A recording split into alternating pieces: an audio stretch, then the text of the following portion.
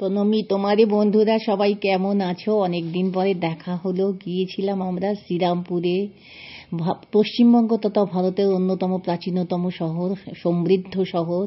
এটা জগন্নাথ দেবের মাহেশের রথ এখানে রয়েছে। মাহেশের রথের কথা তোমরা সবাই জানো, অতি প্রাচীন। সেটা বঙ্কিমচন্দ্রের রাধারানী উপন্যাসেও আমরা এই মাহেশের উল্লেখ পেয়েছি। এখানে জগন্নাথ দেব, বলভদ্র এবং দেবী সুভদ্রা অবস্থান করছেন। বিশাল রথের চূড়া, বিশাল রথ দেখে আমরা মুগ্ধ হলাম।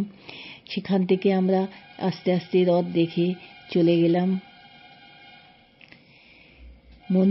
মন্দিরে দাঁড়িয়ে আমরা নিজেরা যে গ্রুপ থেকে গেছিলাম আর্ট অফ লিভিং, সেখান থেকে আমরা মেডিটেশন করলাম, চ্যান্টিং করলাম জগন্নাথ দেবের সামনে।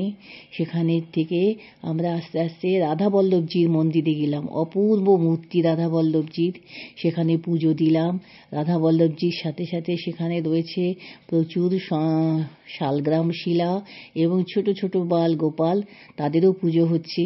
রাধাবল্লভজির মূর্তিটি এত সুন্দর এবং ভোগের সময় তাকে পাথরের সিংহাসন থেকে নামিয়ে মাটিতে আসন পেতে ভোগ দেওয়া হয়েছে। সেই ভোগ দর্শনই করলাম যাতে আমাদের দুর্ভোগ কিছুটা কাটে। মন্দিরের আটচালা মন্দিরটিও খুবই সুন্দর, প্রাচীন গ্রাম বাংলার ছবি। রাধা বল্লভজির মন্দিরে জগন্নাথ দেব, বলরাম, সুভদ্রাও রয়েছেন। সেখান থেকে আমরা গোস্বামীদের রাজপ্রাসাদে গেলাম, রাজবাড়িতে। আর শ্রীরামপুর ছিল Dutch colony, Saint Olaf church দেখলাম, গঙ্গার ধারটি ঘুরে এলাম। তারপরে আস্তে আস্তে আমরা সেখান থেকে শ্রীরামপুর কোর্টও দেখলাম। আমরা বাড়ির পথে যাত্রা করলাম। কেমন লাগলো জানিও।